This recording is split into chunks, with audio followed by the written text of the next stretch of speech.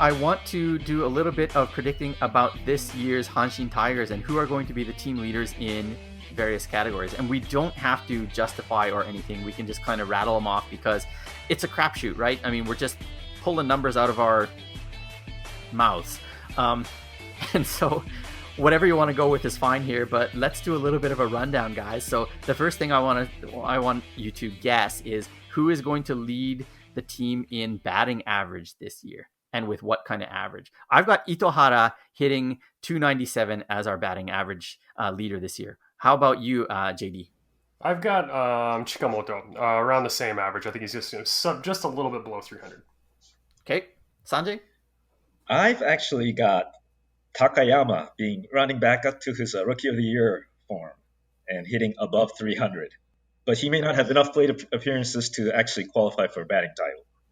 Okay, that's still fair. That's cool. Okay. Home runs. Sanjay, we'll go back to you for that right away. Justin Bohr, 35. Of course, yeah, nobody's going to exceed that. And I'm guessing, JD, you've got Bohr with 30, and that's your 30, leader? Yeah. Or yeah, okay. I'm going with Yusuke Oyama, the underdog. Ooh. He's going to hit 20, and that's going to lead the team, which is kind of a bit of a slim number. But I think that between him and Bohr and Marte, and maybe even like add in some Itoi Fukudome and a couple other guys, and we're going to have a lot of guys hitting in the teens.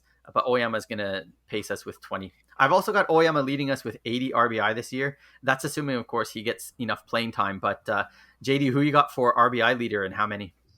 Oh man, that's tough. I'm gonna go with. I'm just gonna go with Justin Bohr. I think again, since I have him hitting that many home runs, I think he's gonna have guys on base to do it. So yeah, but I haven't really thought too hard about that one. So no worries, Sanjay. Well, same thing as as JD just said. He's got to hit 35 home runs. He better have most RBIs.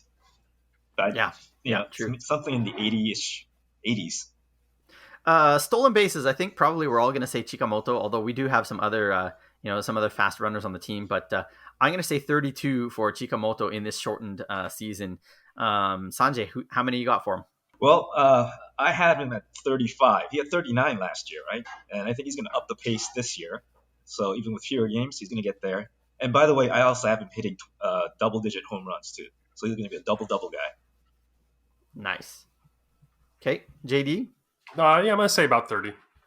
Cool.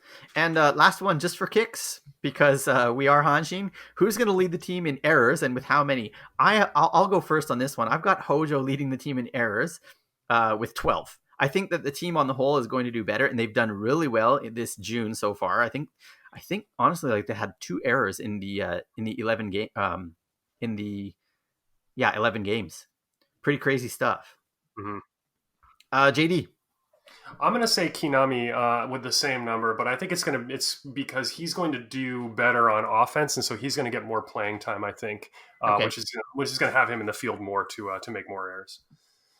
Hey, Sanjay. Okay, I'm going to give you a little bit of a curveball here. I'm going to say that Hojo and Kinami are both going to split time, and combined they're going to have 20 errors. Okay.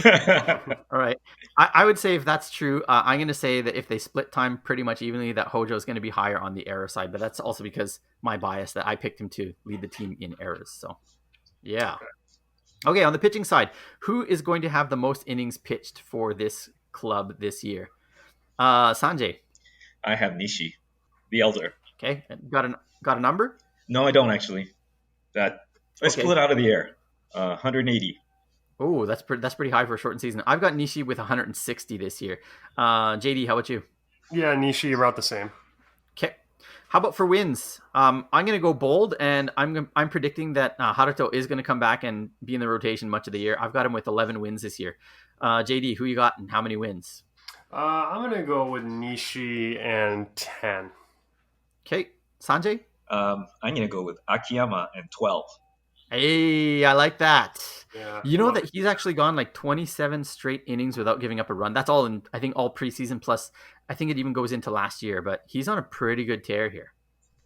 So there you go.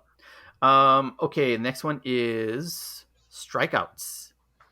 So we got Nishi leading in innings, and then Sanjay, you said Akiyama in wins. Is either of those guys your strikeout king, or is it somebody else?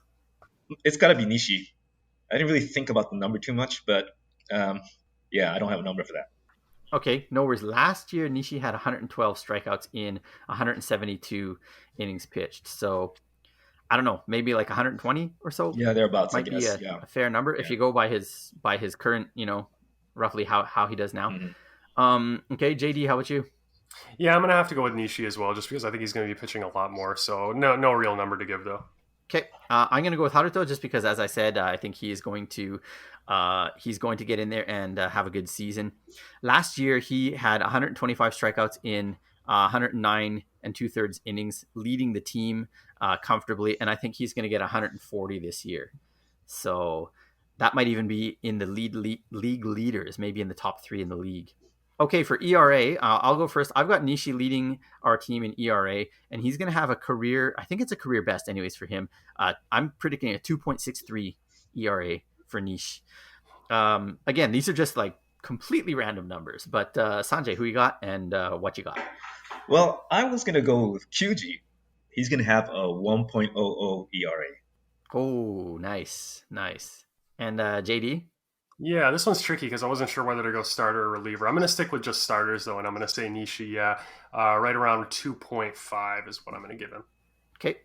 One guy that I think we've kind of ignored, we haven't even said his name, I don't think, or we said it earlier in the show, but Iwasada has actually looked really good this spring, and I can't help but think he might be able to lead the team in one of those pitching categories, but that's all we got, unless we want to go with who's going to lead the team in wild pitches or walks or hit batsmen or anything like that. But probably the answer is Aoyagi.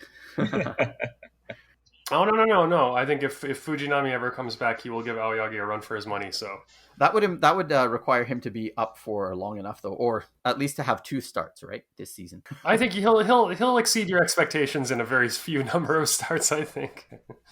All right, a couple more questions just to ask, just off the cuff as well. Who's going to retire at season's end? I've got my money on Nomi. How about you guys? Yeah, it's got to be Nomi, absolutely. Yeah, I think so too. I think it's Nomi as well. Okay, even though Fukudomi is the oldest on the team, I think he's going to stick around for one more year. I think he's going to surprise people. Which import is going to be the first to be perma-farmed, and when? I've got Joe Gunkel very early on, if not even right from the start, depending on how he does today. But I still think he might be around in 2021, simply because he's young and he's never gotten a major league contract or gotten a look from a major league team. So, and I think the team is looking to him as kind of a future project to give him, the benefit of the doubt. He's still like 28 years old. So I'm going to say Gunkel. Sanjay, who you got? I don't know if this qualifies, but our Chinese man is going to stay on the farm, the pitcher. Lou. Okay, well, yeah, that's a pretty safe bet, I would say. JD, who you got? I'm going to go with Sands. I think, unfortunately, he's going to have a tough time clawing his way back, and he's just not ever going to make it back up to the top squad, especially since I've got Bohr performing reasonably well up there. Yeah, and Marte looking pretty good this spring and doing pretty good last year as well. And I don't see Marte going anywhere. I mean, I don't think he's going to be an absolute lights out guy, but he's also going to be good enough to secure a spot for pretty much the duration of the season. So yeah, I think Sands is the odd man out. What's been really cool is that Marte has actually got better as the season went on. Not power wise, but he was very discerning, getting a lot of walks in there, and just looking really comfortable playing with the Tigers. So yeah, okay.